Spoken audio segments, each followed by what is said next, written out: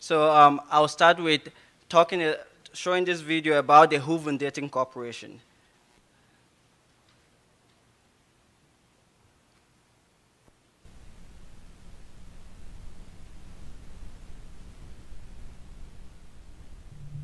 In today's competitive world, businesses demand label graphics that stand out on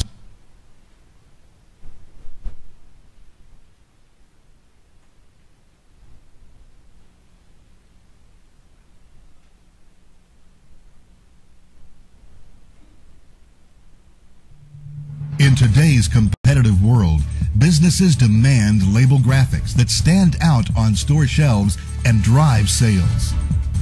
As a business leader, you have to decide, do you choose a large, well-known converter and printer that offers the latest technology and state-of-the-art quality? Or do you desire to work with a company that offers hands-on customer service and personal attention to every detail? This rare combination does exist at Hooven Dayton Corporation.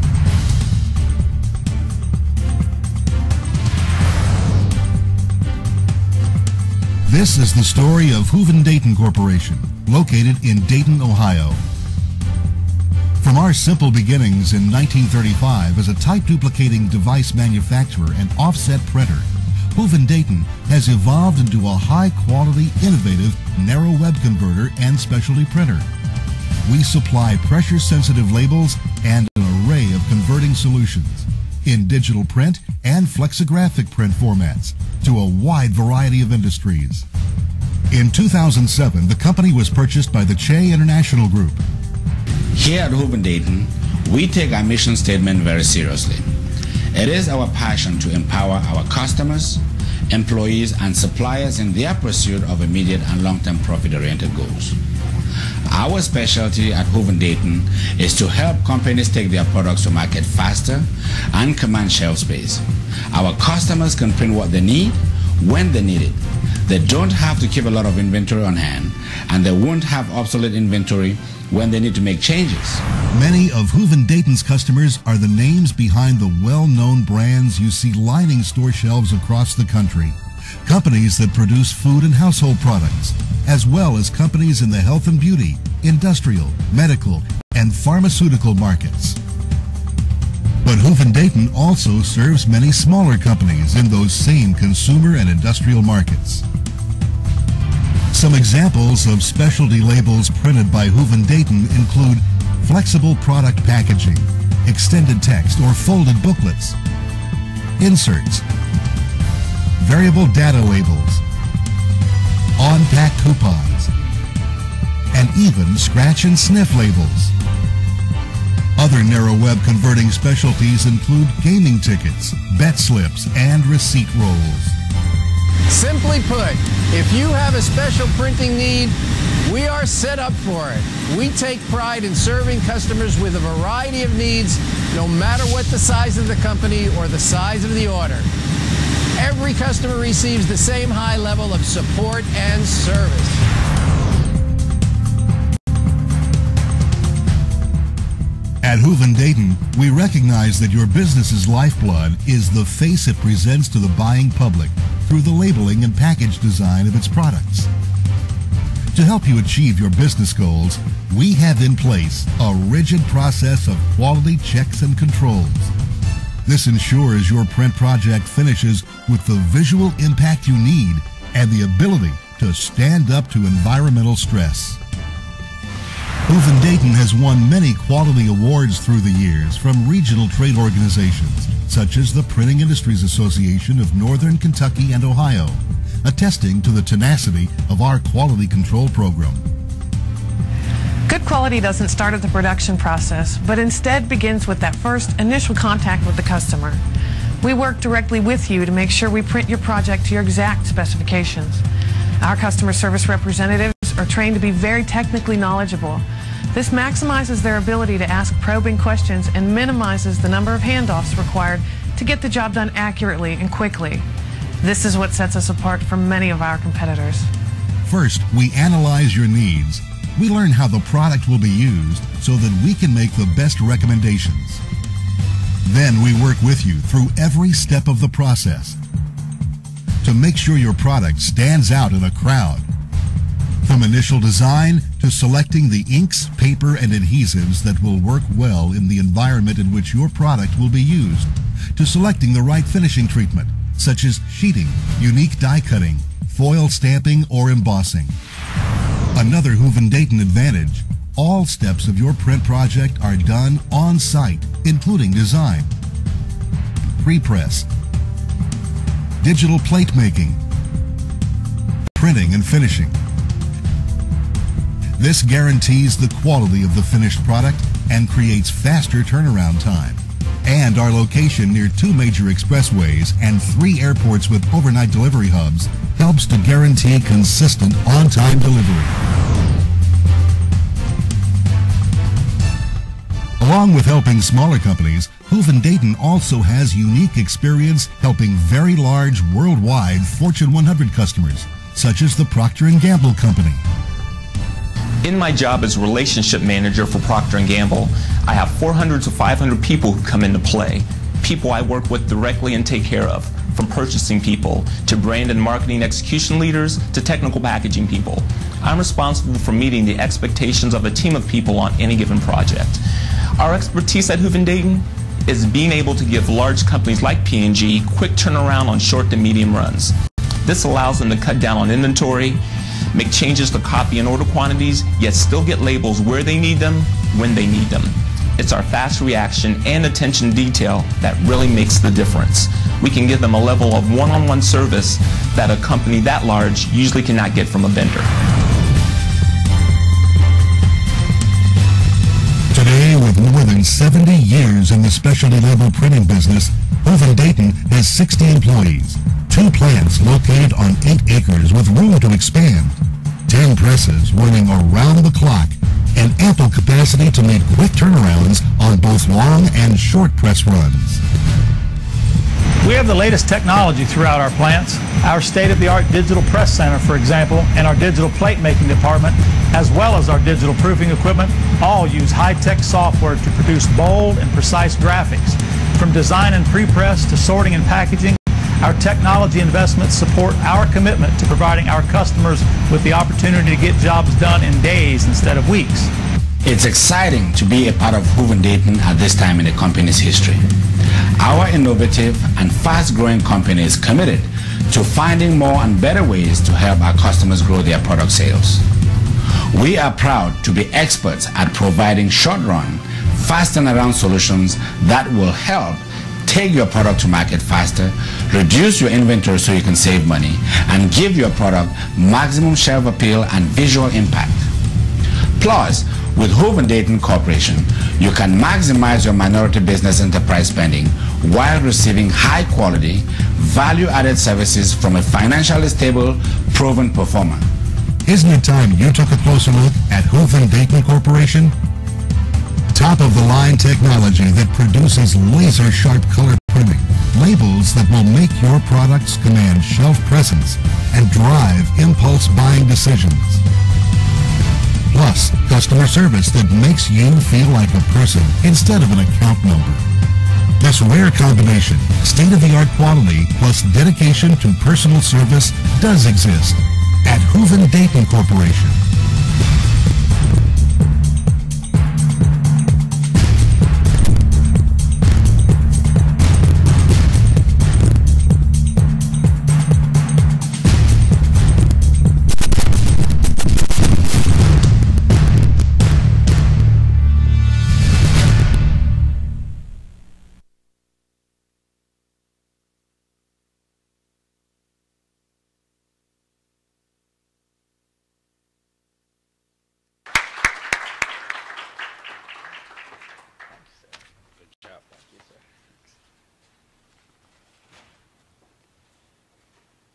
Good afternoon, everyone. I didn't really hear that back. Let's loosen up, guys, ladies and gentlemen. Let's loosen up. I see a little bit of tense. I want everyone to relax. Let's have a conversation. This is not anything formal. Please, let's relax and talk together. So just sit back and let's go through this together, because this is really not about me. It's about us, right? That's why you guys are here. I didn't just come here to talk about me, but to really talk about us and have a conversation. So I want this to really mean something to you and to me. Thank you, Dr. Forcher, and the executive committee and members of CPS for giving me this honor to come and have a conversation with you. I am very honored to be here, and I feel at home, because most of the time when I'm up here, it's somewhere different. So I am at home, and I also want you to be at home with me. So, and I don't want you to expect any kind of rocket scientist, some magic stuff coming out of here, because you're not going to get it. There's really nothing so special that I'm going to bring out here. But just try to share the story of a typical proud Cameroon boy that came to America and had all the same struggles. Maybe the only difference is that it was a little bit early on. And so a lot of the avenues that you have today, we did not have then. I just met somebody very special and introduced her to my wife as my wife. We are Africans, right?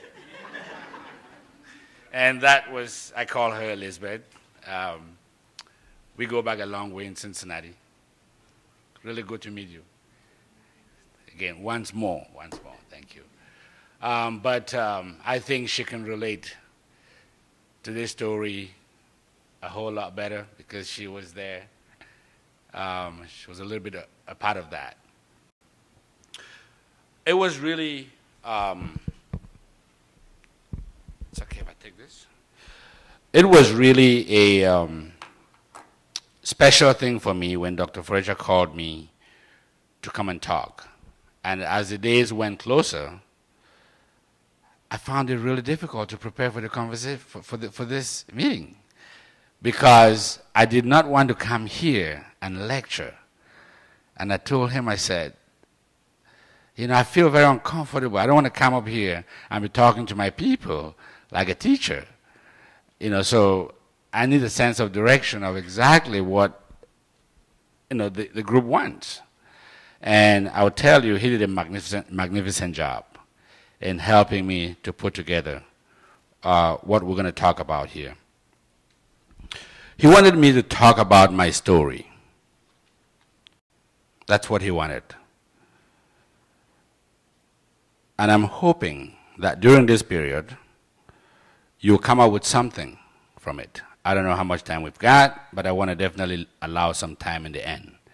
Because I've been there, and I'm still there, but maybe in a different world, a different strange world. So I want you all to have the opportunity to ask me anything, because as you will see, and again I hope we have enough time, that I do have some fears, and I still have some fears as I go through this journey. I had fears when I arrived here in 1980. I had fears in my profession. I had fears along the way. It's okay. It's okay to have those fears. And I want to share that with you so you realize, yes, believe me, just probably a year or two ago, a journalist came and spread a lot of this because I was doing my thing very quietly and moving, and now it's all over the place like wildfire. And believe me, I still have a lot to learn.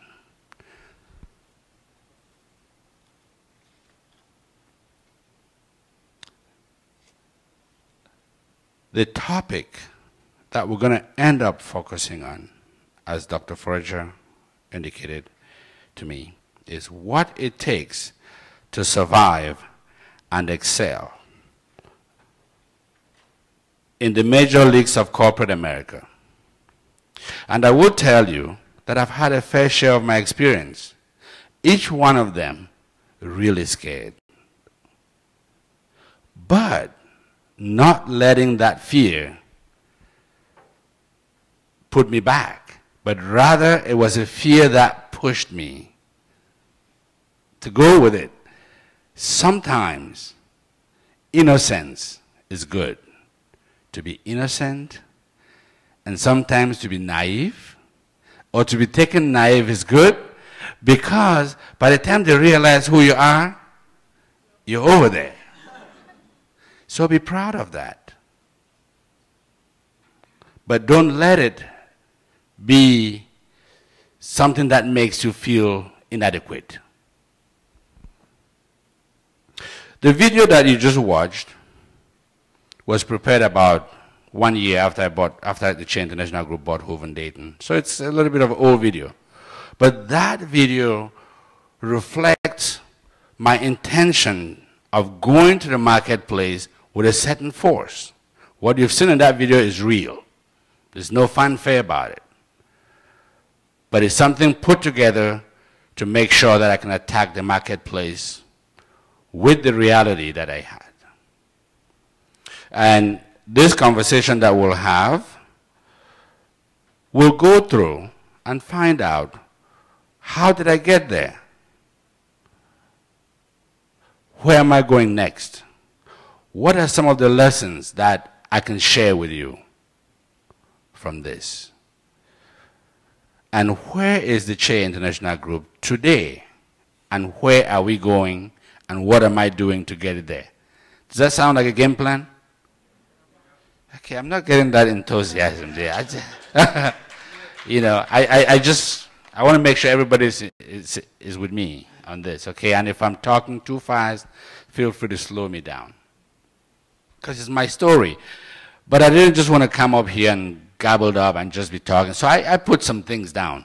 But I can tell this story, you know, from sleep. But the only difference is that it may not be as organized, right? So I wanted to make sure that I kind of put some order to it. So I'll be referring to my notes, you know, here and there. But I don't want to make a speech. This is not a speech. Like I said earlier, I'm a typical Cameroonian boy that came here in 1980. I went to school, Boyer, actually from Bamenda, Atuakom, left from there, went to CBC Boyer, or Bonduma actually, then went to CBC Boyer, left from there, I went to JMBC, and I left JMBC and went to Bambali in 1978, 79. I spent 1 month in Bambali, and I left Cameroon for the United States. And so I really didn't really have some of the fun that I wanted to have. You guys know what I mean, right? I really did not. And also, I did not get to experience working live in Cameroon. But I had a chance to grow up with my father, who was a major business person in Cameroon, at their own level. Biggest lesson for me. So I arrived here and faced all the challenges that we faced. I actually, truly, some of you that have watched the Bloomberg interview that I had, talking about coming here with $20 or $50, it's real. You know, I left Cameroon with $150,000, 50,000 francs, and my flight was booked to the wrong place, got to New York, had to spend the rest of the money to get my flight back to the real place. And that's what it is. So the fear in me started from day one, because when I arrived on campus, my father paid 1/4 tuition, and that was it. But you know, if I look back, it's the best thing that can happen to me, because that tough life put me on the right path, because I approach each step without complacency, but with a force. I'm not going to go through the details of that part of life. I just want to set the stage, because it's a story that I know everyone in this room relates to. And that's why I said, don't expect anything special from my story. But what we're going to do is try to take the pieces and put it together so that it can help you or anyone in your own pursuit of your dreams. I worked, my first job in America, which was 2 weeks after I arrived here, was in the library, which again helped me to navigate the library because I really did not know much. I was fascinated with computers, and I did not know about computers. In fact, when I left Douala Airport, I saw a computer and I thought it was TV because at that time there was no TV in Cameroon. You know, so I was a confused kid as to what those technologies were. But I worked at a bank while in school as a computer operator. I worked as a bookkeeper. I'm an accountant by profession today. Airborne Express, I was a sorter. I worked in a factory, 12 a.m. to 5 a.m. sorting. You know, it's like DHL, sorting all kinds of loading and unloading planes.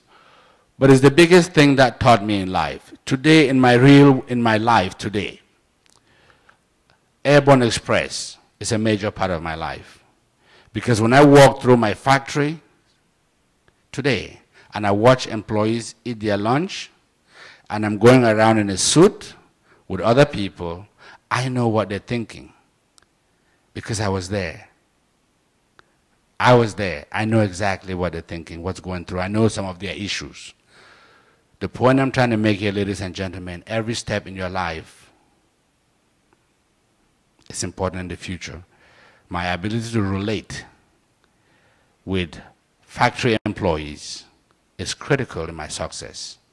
I got that from Airborne Express, one of my early jobs, and very depressing jobs during that time. Computer operator.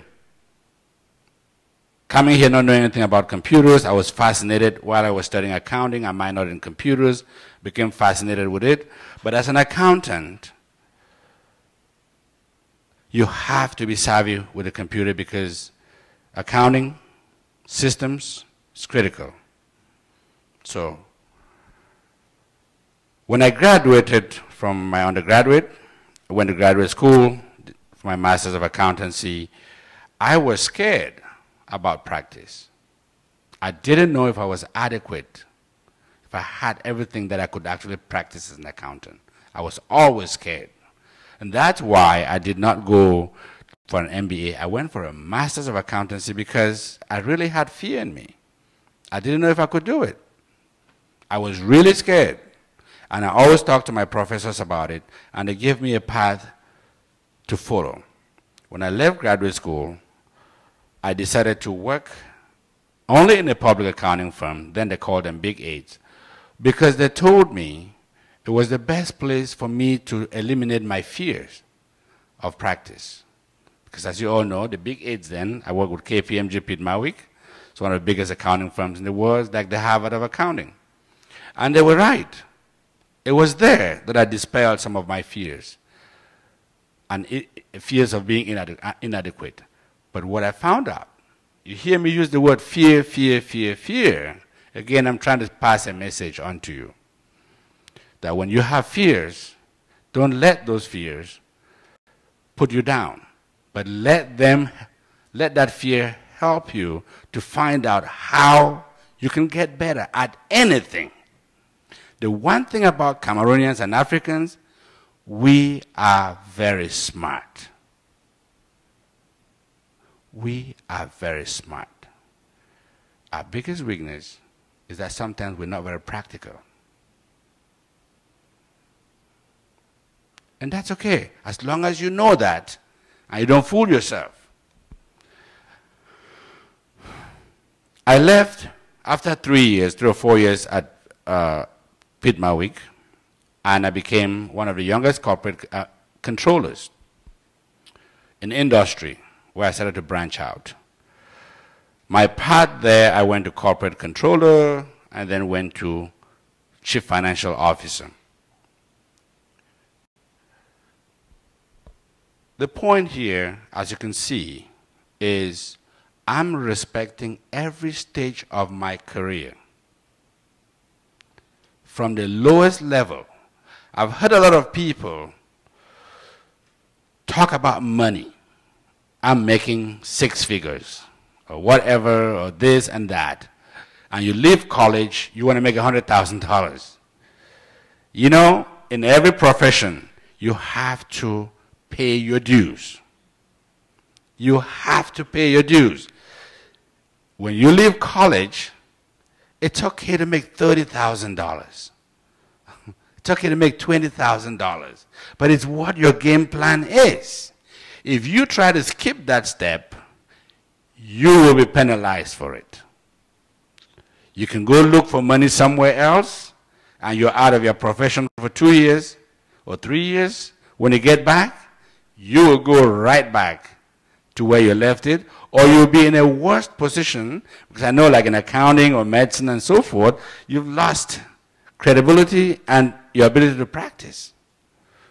So the message I'm trying to give here is that all the little steps that I took, struggling, doing a computer operator, doing bookkeeping, doing this and that before I went to Pitt Mawick, and after that, going through the phases, was critical for me, for my success today. Because I use every one of those. There's not a single step in my career that I'm not using today.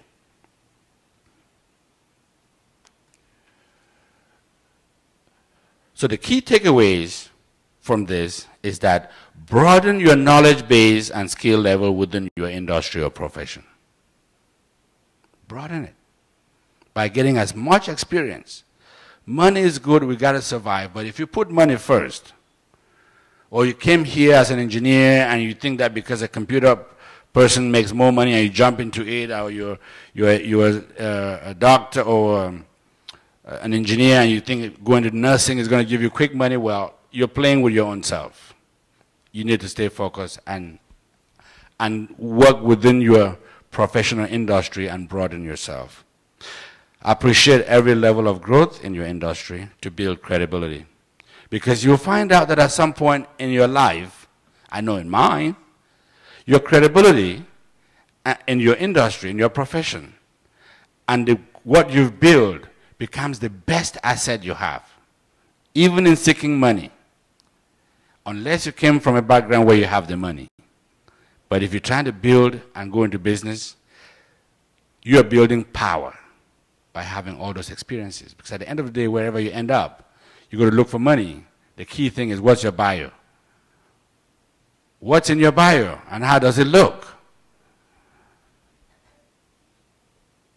Be ready and be determined to prove yourself as an expert or be the go-to person at each level of your career. So you're shooting for excellence in everything that you do. The results are that you prepare yourself for the next level, you build credibility and respect as an expert in your profession, your biggest asset in the future. Your expertise becomes your biggest asset in the future. Also, the best business opportunity, in most cases, not in every case, because you have Dr. Ayuk, you're a pharmacist, right? And she's in real estate. I always admire people like that. That's really, but in most cases, your business opportunity centers around your expertise. I say in most cases. So, as you go through these stages in life, you are exposed to what? Possible opportunities, right? Possible areas that you think you're seeing things that, you know what, I could have done this better. I could do this better. I could do that better. Or I think this customer could have used this because you're working for somebody. You're seeing those things at every level.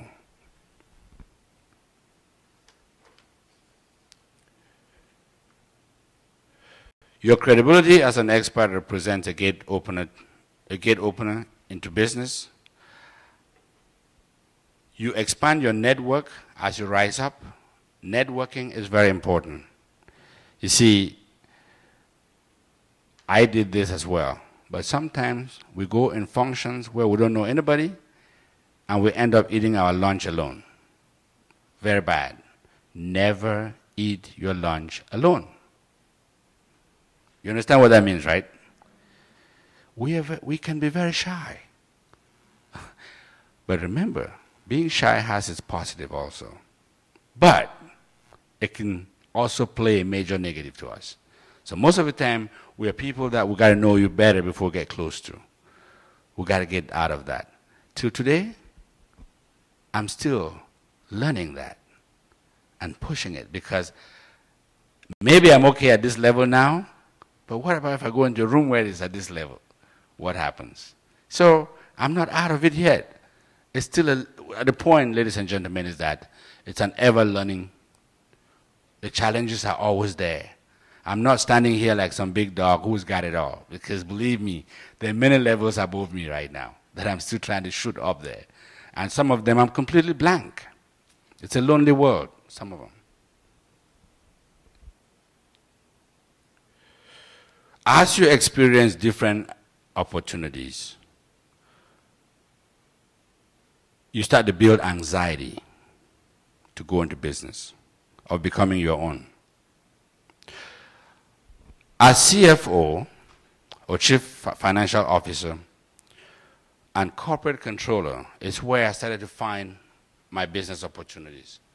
I did acquisitions, I made presentations on Wall Street, I wrote packages that I said go to Goldman Sachs to look for capital. I designed growth plans, I did business plans. I interacted at all levels with major banks, and also look at different forms of manufacturing. I love manufacturing. I just love it. I love anything physical. That's why you see a lot of those things there. I just love it. So I figured out what I wanted to do when I was Chief Financial Officer and doing all of these things. I did not want to start a business because starting a business requires a different skill set. Very admirable skill set. Knowing acquisitions as I did, I wanted to acquire firms that were established, have solid operational management, have proven ability to perform on a global scale, had the technology and innovation, and if need be, I'll bring in my executive team. That's what I wanted, and I had a marketing vision for me, that when I get these firms, I wanted to set up for exponential growth. And the reason you're seeing some of the things that you're seeing today about me is because we accomplished that growth.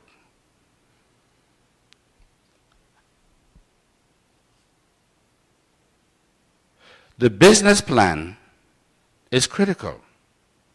When you have all these visions, things that you are now experiencing, how do you put it together?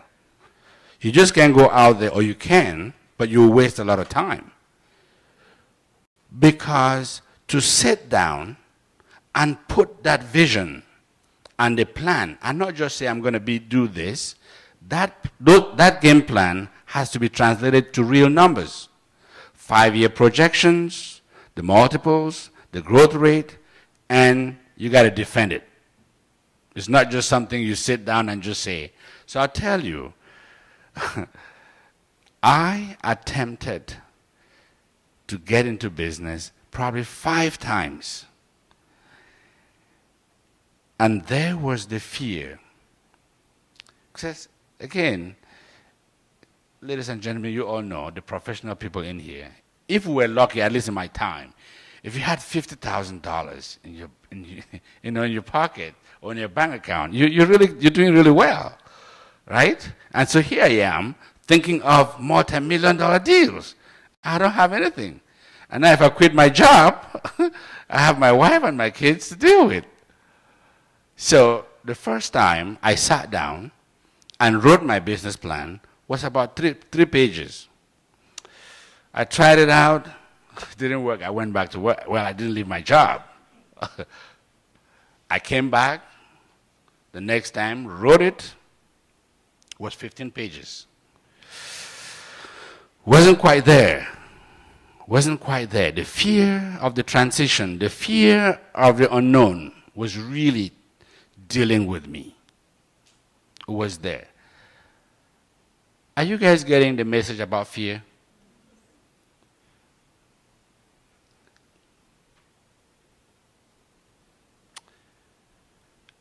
After about 3 years of doing this, and I had reached what I would call the highest level in my career, in my industry.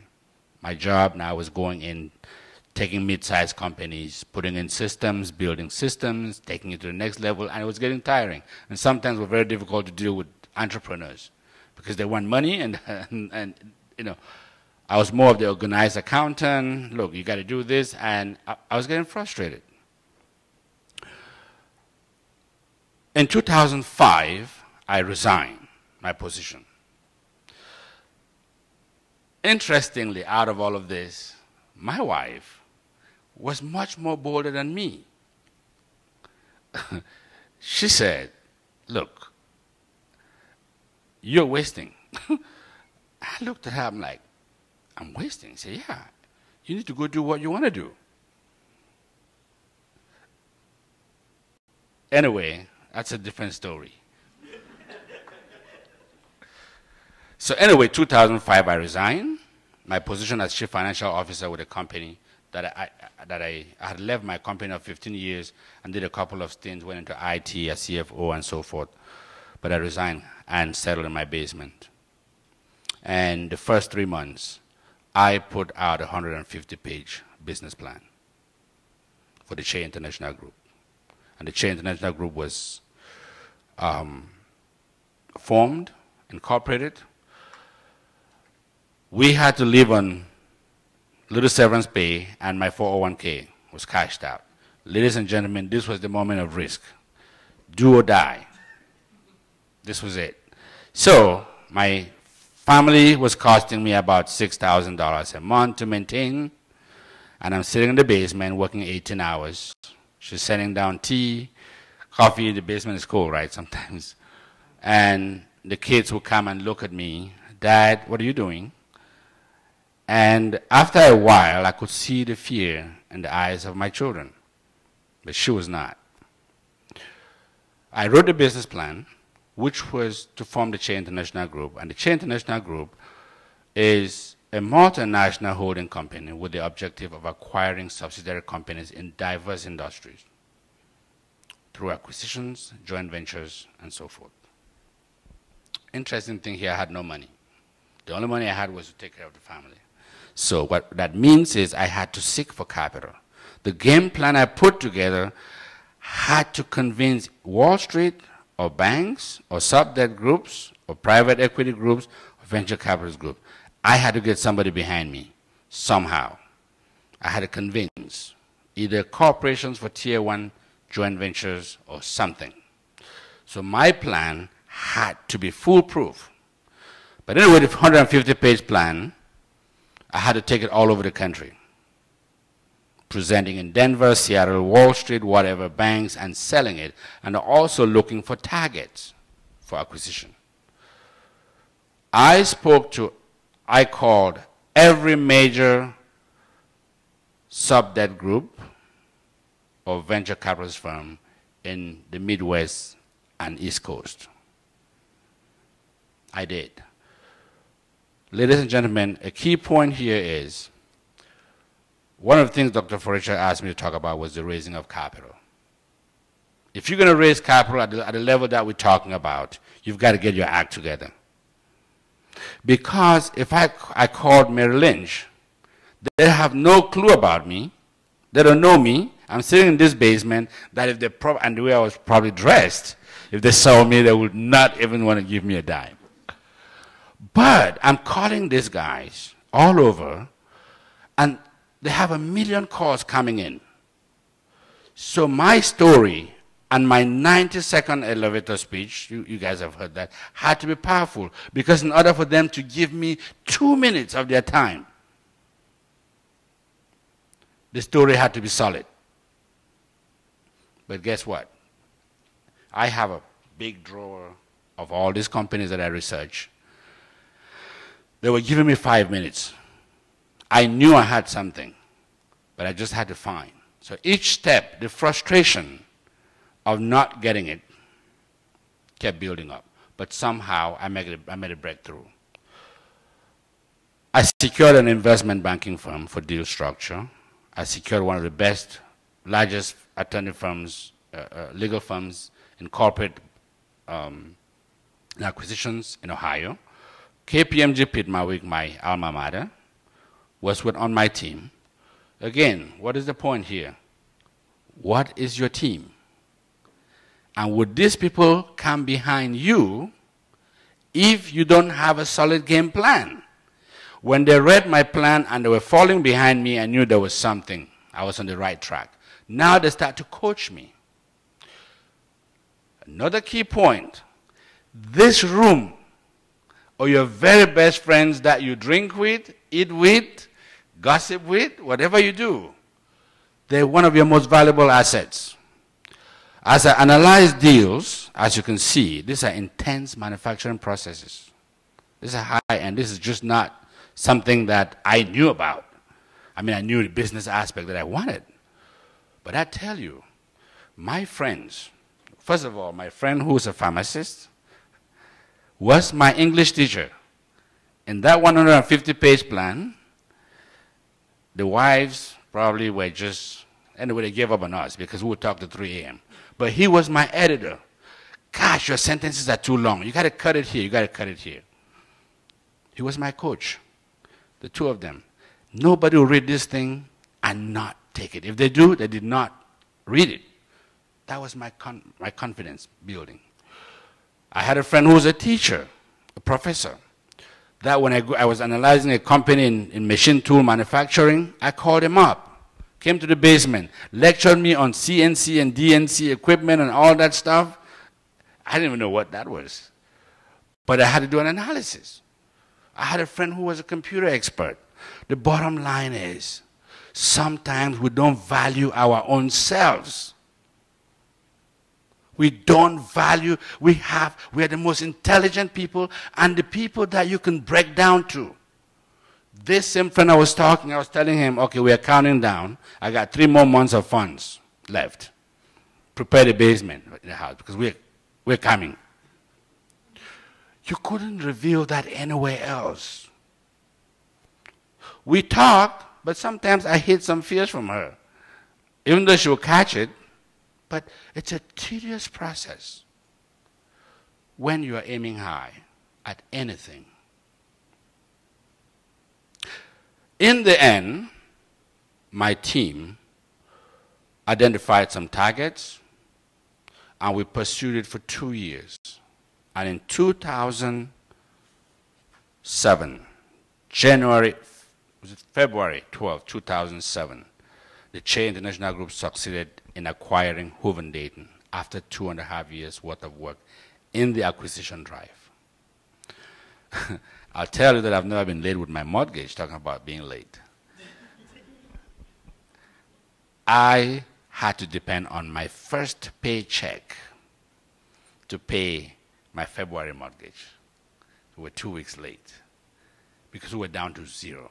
It was a do or die. Again, I hope you get the message that I'm trying to get to these things, because I know that is most of our path. At least maybe our children will get it a little bit easier, because maybe we might now build some wealth so that they may not have to go through that, right? But most of us now have to go through this, where you want to do it, but the money is not there. The only thing you have is what? Excellence. Excellence. And doing it the best way you can to bring it. Fear is key. The anxiety, you have to overcome it. But don't fool yourself when the time is not right. You know it. If you're honest to yourself, you got to be honest to yourself. You're sleeping under your bed, you have to reflect. Don't just say, oh, I think I got it. and try to find excuses. It's between you and your God. It's between you and your God. So you've got to be honest to yourself, to your weaknesses, to your strengths, without question, and avoid complacency throughout this process. Complacency can be your biggest enemy, or looking for excuses. To raise capital, a solid business plan is critical, and you have to have a very good team. Raising capital at the level that we're talking is not going to your branch manager at the bank. We are talking sitting in front of the best of the best. I sat in New York in front of Merrill Lynch guys, most of them from Harvard, looking at me, and this little me sitting there alone. I sat in front of Goldman Sachs and also banks. When you're raising funds, you either go to a venture capital group or private equity group or sub-debt group, they're all about the same thing, or what they call a senior debt, which is regular banks that will come in secured. In most cases, transactions at this level, you have to get together a combination of both. And your ability to manage that team, who are big people by themselves in terms of profession, and your ability to put them together and show confidence. Many times I had to stop on the road where my investment banking group is getting a private equity guy to call me, and I'll go on the road and they'll ask me, and believe me, a lot of it had to do with my business experience or my career experience. Again, your asset.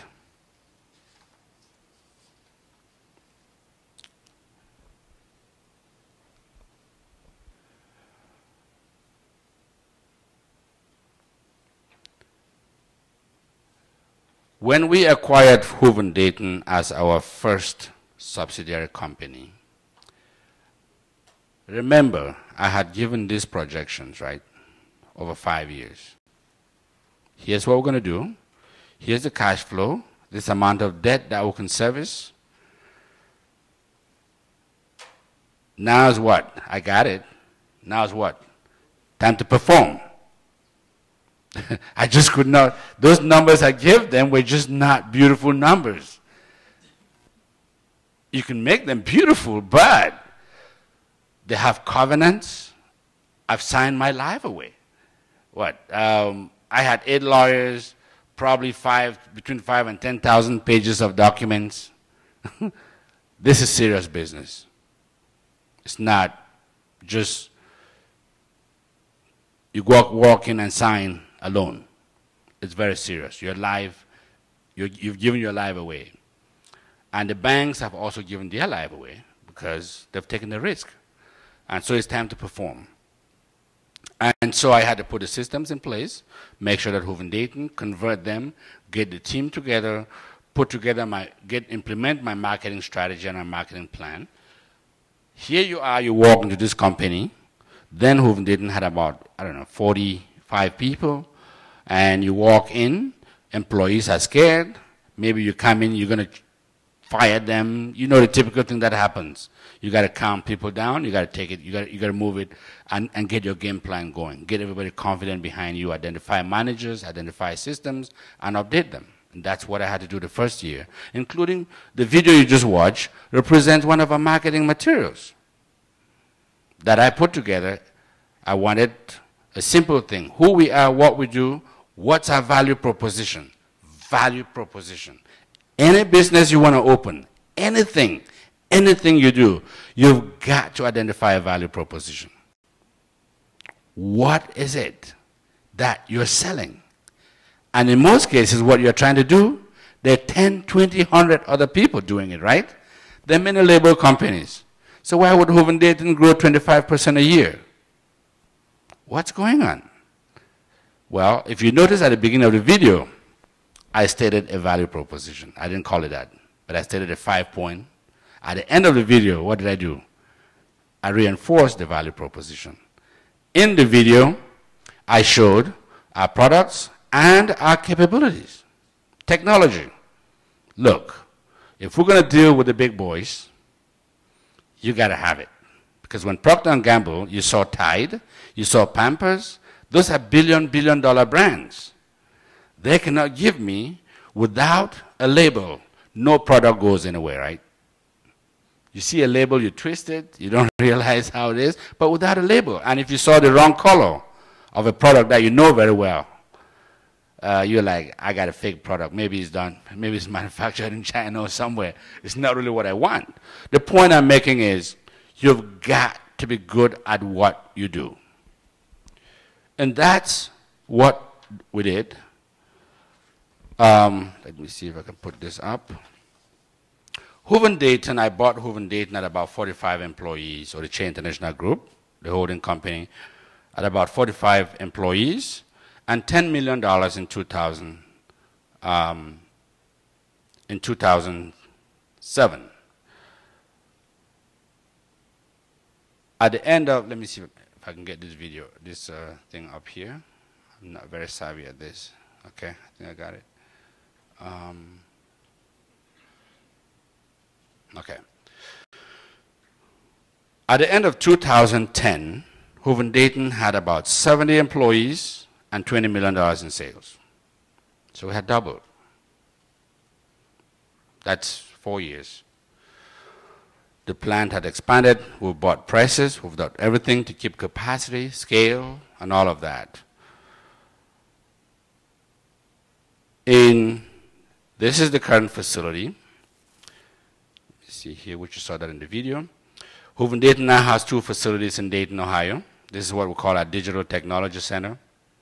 We've expanded again, putting technology. If you're going to deal with the top customers, you have to be in the game. You've got to be able to take the right thing to the marketplace. This is our Digital Technology Center, and today, in 2000.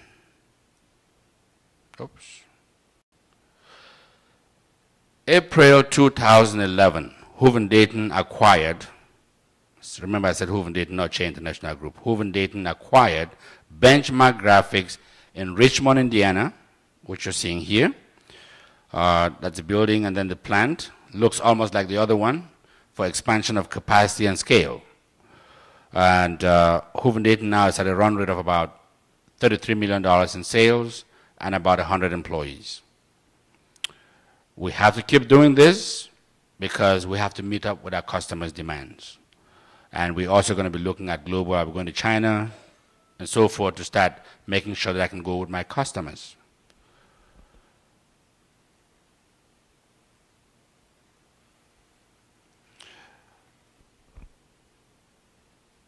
Two weeks ago, by the way, the Indiana acquisition took 2.5 years. Again, I give you these measurements because I think so that you can have an understanding that these are not, you don't snap your fingers and it happens. Deals break down, come back up, go. I mean, it's a frustrating process, and you've got to stay on top of your game plan and be patient, but looking for the right deals. You don't just go grab. I get deals that come to me almost every day, but we are very selective as to what we want. And when you see the right one, you have to be patient to pursue it. The Chain International Group, on June 27, 2011, acquired Digital Color Imaging Inc. in Akron or Cleveland, Ohio, which is now a second subsidiary company of the Chain International Group. This is a milestone for me because we are now moving into the next phase. The Chain International Group's goal is to acquire companies in diverse industries, grow them organically and through acquisition, each subsidiary. And this company now has a different management team from Hooven Dayton. The name of the company now is called Digital Color International, and it's about a 20-year-old company with about 50 employees. It's a fully integrated company that provides digital and wide format printing, producing temporary retail displays. When you go into Macy's or Nordstrom or the Gap, all those big posters you see, or in Walmart, the in-store retail signs, we do folding cartons for pharmaceutical companies and specialty packaging, and we'll also do digital asset management and also offset printing. So in this particular case, I'm starting to fold a total solution of printing to my customers. One is flexographic printing, one is the offset printing.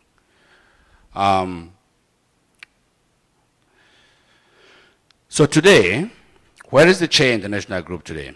The Che International Group today stands at over $40 million and about 150 employees. And we have several deals in the works. Moving towards my objective, the goal is to get Hooven Dayton to about $60 million by 2015, and the Che International Group to about $100 million by 2015 in terms of pursuing acquisitions. All scary stages, because I have covenants that are looking at me, and I've got to perform to those covenants. Yes, everything I just said here sounds good, right? But the reality is I have a lot of work to do, because this can still fall apart anytime if I'm sleeping. So, where are we going? Why has the Che International Group, if you consider it success, why have we gotten to where we are today? I think competence and excellence in what we do is critical. Innovation, technology, scale, customer service is critical. I've got to emphasize those things. A strong management team. I just brought in a new chief operating officer for Hooven Dayton, a guy that was running a $100 million company, to come in and take over. 30 years in the industry. I have to have a strong executive team. I'm not doing this by myself, ladies and gentlemen. If you sit here looking at me saying, guys, this guy is so good and he knows everything, you're not following the story. I have a very strong executive team that each one, I have a chief financial officer, I have a COO that manages the company, I've got a VP of sales and marketing, I've got a VP of technology, and all the VP of operations, and all of these people. It is the vision that I put in place, and expectations, and the strategic plan that I put in place for them, and make sure that I'm giving them the tools and the support. That is my job. That's what I do. But I've got experts that know what they're doing.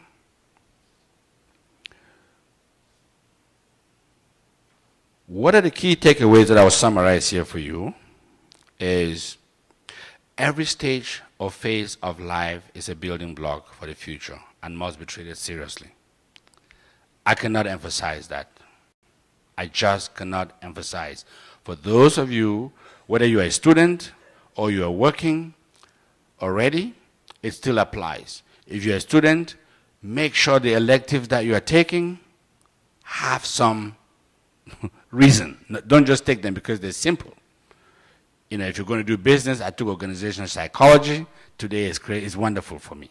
I took electives in HR. They're helpful to me. So look at what you're doing and make sure that the electives that you're putting together make sense. If you're a professional person already, make sure that you're broadening yourself in what you do.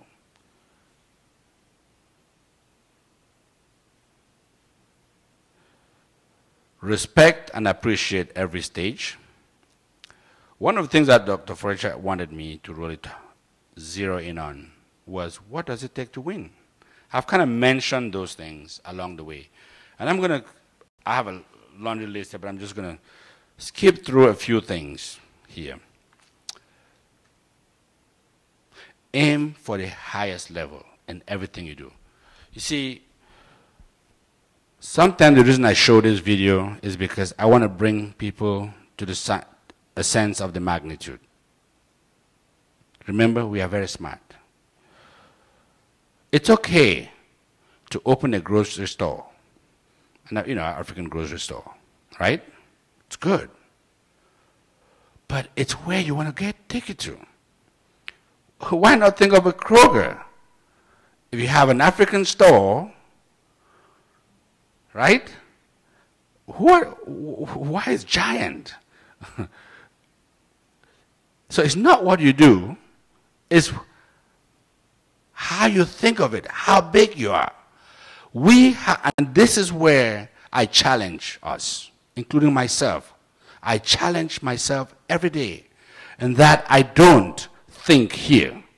In everything that we do, in the country that we are, that we got to think of that next big level. It's okay. If you just want to get a grocery store to feed your family and so forth, that is fine.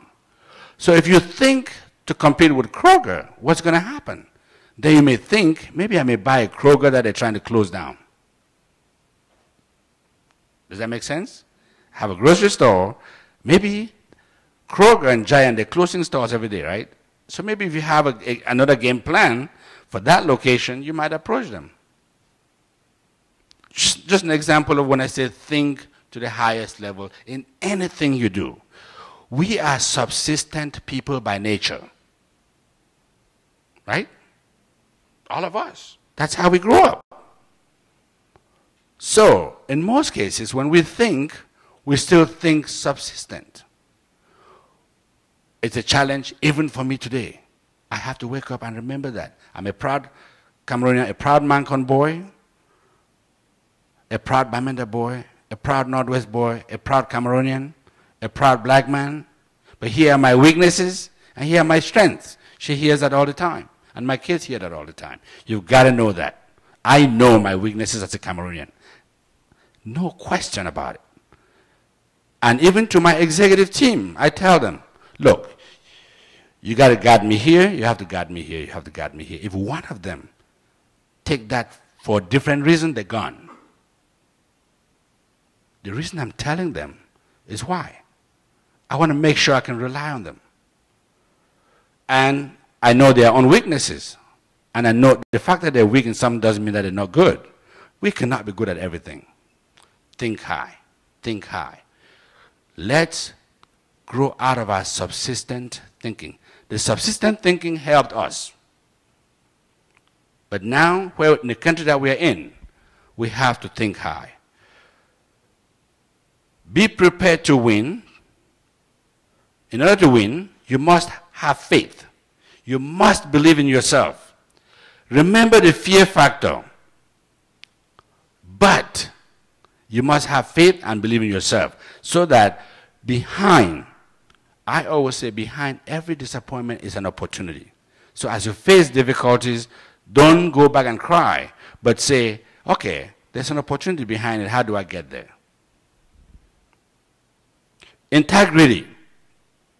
Integrity is critical in your profession, in you as a person.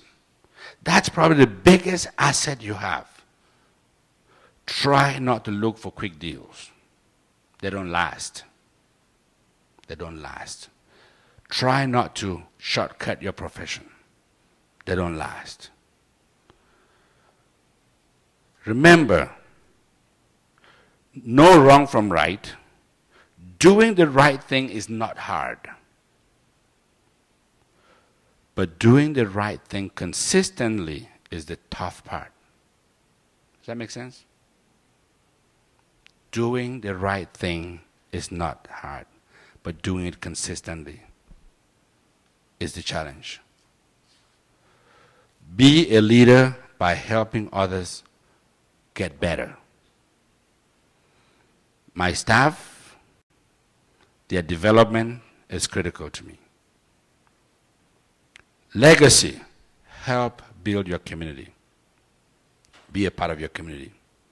I am very proud of where I am today. I am very proud of CPS. Don't worry about numbers.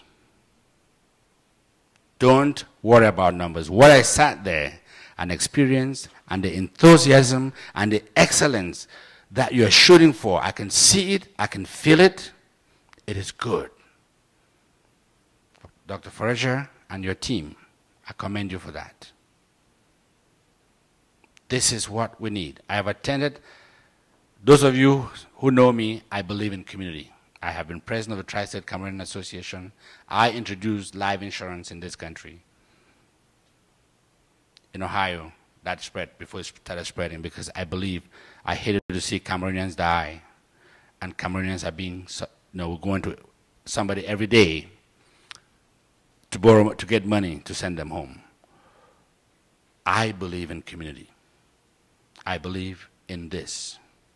But the weaknesses that I continue to find with organizations is that our subsistent thinking continues to dominate. Cameroonians are regressing, moving from cancer backwards to tribal groups, which I think, I love my tribe, I love tribal groups, but I think we are regressing because in this country numbers count. We cannot be considering ourselves successful people when we cannot manage our own a global organization or a national organization for Cameroonians. No senator is going to walk and talk to 50 people in this room, but they'll walk in here and talk to 1,000 or 2,000 Cameroonians. I'm not saying the other organizations are not good, but we need to also think big at all levels. What you all are doing here, it's wonderful, and I would say keep it up. And you have my support. Have passion in everything you do. Avoid complacency. Avoid complacency. Complacency is the biggest enemy. One of the biggest enemies. I am good at what I do. I know it, I did it, I've done it, done that, so there's nothing more for me to do. Before you know it, something comes up and bites you like a snake. Very dangerous. I'm going to leave here because I know there's time constraints here. But there is a little short video that I want to end with. What I don't want any of you to get from this is that this guy is so successful and knows everything, because I'm not.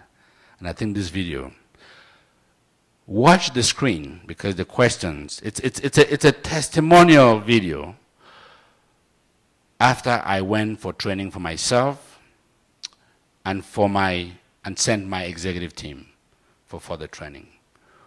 What am I doing to take myself, the Che International Group and its subsidiaries to the next level? What are my fears, be it from childhood to today? I will end with that. So let me just put this, it's a short video.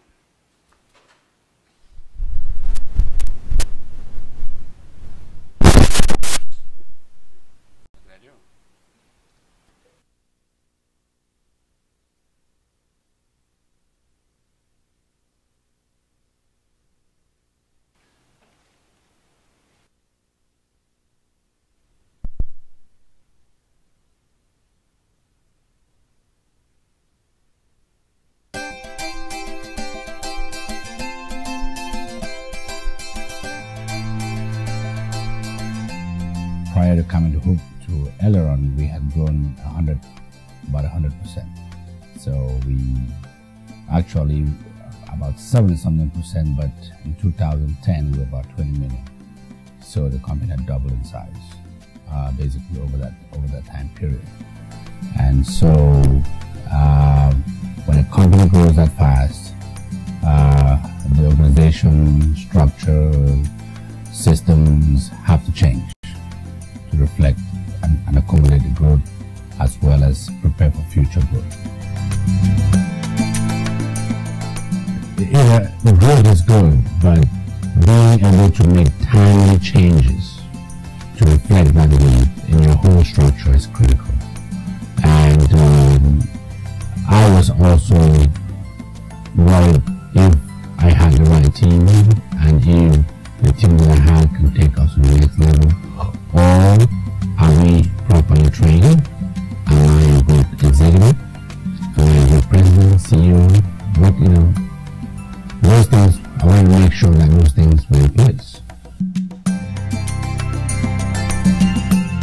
I wanted to implement the Aileron management system, and that focusing on culture, developing my mission statement, developing my vision, and my core values that will support the vision and also create a very strong strategic plan. And that focusing on people was critical if I wanted to accomplish my goal. As a leader, my behavior impacts every aspect of the company, and that anything that I want done, I have to take the lead in the behavior.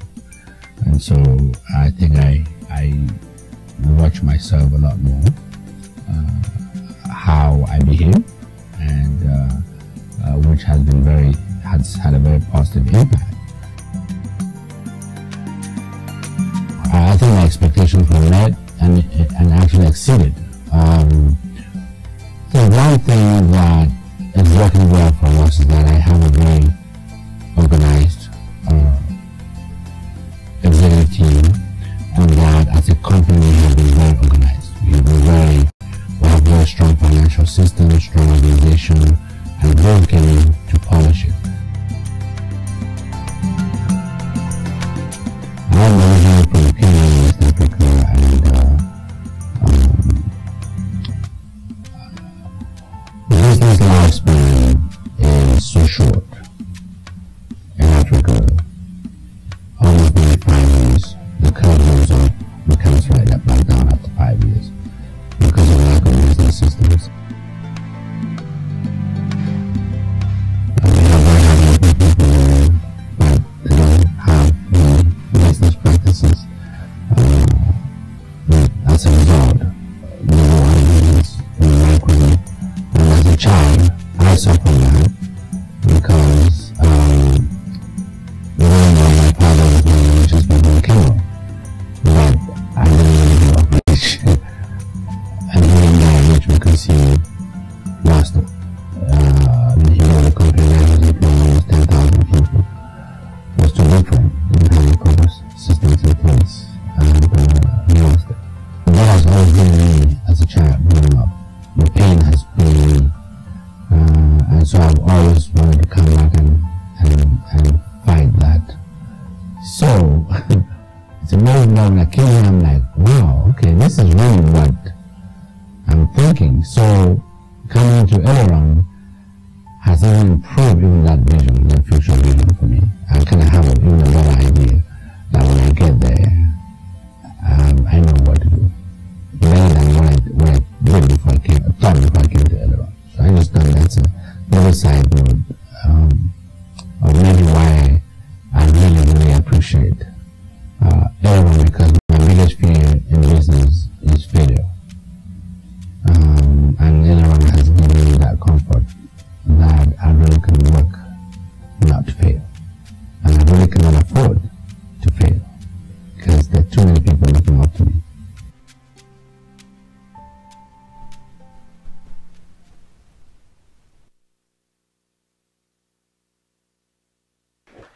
Ladies and gentlemen, please, one more round of applause, please. I think we have questions, sir. I'm sure a lot of people are dying to pick your brain a little bit.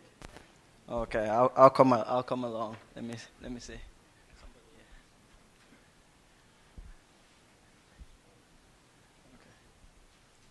Question. Yeah, Brother Chair, that's excellent, that's good, and that is making me feel that I'll keep my dream alive. And but I need an advice from you, and I may be representing some others, but it's very basic. Yes, you had a dream, you had a vision, but you see that vision helped you to set up a mission to build a team that helped you succeed. And I can tell you are a man of faith, because from all your conversation you're saying, from the African perspective, it looks like you believe that faith has driven you, which is good. But in some cases, your dream actually came true and is moving forward because you had a spouse who was very supportive. Now, it can go the other way. It could be you or your wife doing this. Now, there are situations where your spouse does not believe in the dream. She could have told you, get out of the basement, go get a job. And that is frustrating. And if you really believe it can work, and you have a spouse who doesn't believe in that, what do you do when you know it can work?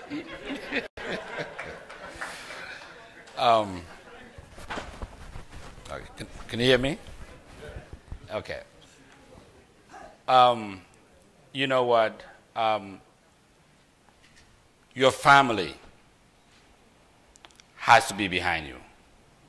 You have to get the support and confidence of your family. Believe me, the last thing you want to do is have to spend time worrying about a spouse that is not supportive. You've got to sit down and fix it. I cannot, even today, I'll tell you, I'm really high maintenance as a husband. I am, given my lifestyle, my mobility and everything. And it is my hope that by the time you get to that level, that you would, couples would have worked things out and making sure that everybody is prepared. I think communication is a critical thing there. And bringing out every fear. Don't try to play macho about it. Just reveal your fears. Because when I revealed my fears, she was able to show me that I was not, that those fears were unfounded. Dear brother, all I can tell you is communicate with the spouse. Because if you don't get the spouse to the table, it's not going to end pretty. Because your life is changing. I'll tell you, again, anybody who knows me, I love my community. The best moment I have is right now. Okay, when I'm sitting with my friends, my Cameroonian brothers and sisters, and so forth, it is the best time for me.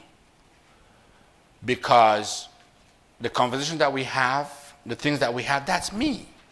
I can never get away from that. But I tell you, today, and I'm blessed to have friends and communities that know me, that are able to, that understand the difference, that I have to find a different way to support the community. I cannot attend everything like before. Or my wife has to understand that she's going to represent both of us on a lot of stuff, because time becomes the biggest community. So I would strongly encourage couples to communicate about it, really talk about it, and try to iron out the differences. The one good thing, thank you very much, sir. The one good thing is Chris has been very, very supportive. He's here throughout the week, the weekend, and he'll be here during the networking session as well. We'll give time for one more question, and other people have to leave. So, unfortunately, next time. Thank you very much for your expose, sir, and you are really an inspiration to all of us. My question is, since you are talking about diversification, is there in your plan any vision towards Africa, that is investment towards Africa and towards Cameroon? It is critical for us because we may join you in the bandwagon. Yes, there is. I'm a very passionate Cameroonian, but I'm also a Cameroonian that understands our weaknesses. As I indicated earlier, I left Cameroon when I was 18. When we go to Cameroon, my wife becomes the man. I am following her and she leads the way. The point I'm trying to make is that I don't understand Cameroon at the business or higher level. I mean, I enjoy my family, I love it, and everything. Yes, I have big plans for Cameroon. I intend to open a foundation that will help entrepreneurial sustainability in Cameroon. As you can see in the video I spoke, that the short lifespan of business in Cameroon or Africa is a big concern to me. And that my foundation would be hoping to open a center where business executives, retired business executives from here, will go home and spend time with our people. But I'm not going to go to Cameroon to invest as a Cameroonian, at least for now, because I don't know how to deal with the system unless it gets to a point where I'm able to interact with the authorities where I get comfortable. But I will go to Cameroon as a multinational company, which means that I'll go there just like Pecton or anybody else, but the difference is that when I'm going to Cameroon, money is not my #1 objective.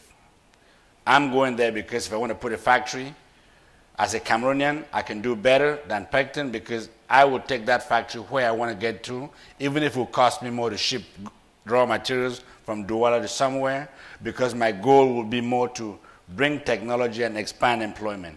I'm still open, hoping that someday I'll be able to talk with the authorities, maybe find a way to network and get a little bit more education at the level that I may be able to do that. But I think that that's my long-term vision for Cameroon. I'm a very proud Cameroonian. I love Cameroon with all my heart. I have certain things that I'm really disappointed and angry about, but as Cameroonians, that's not good enough. We have to find different ways to support the country. Thank you very much, sir. That's very, very important.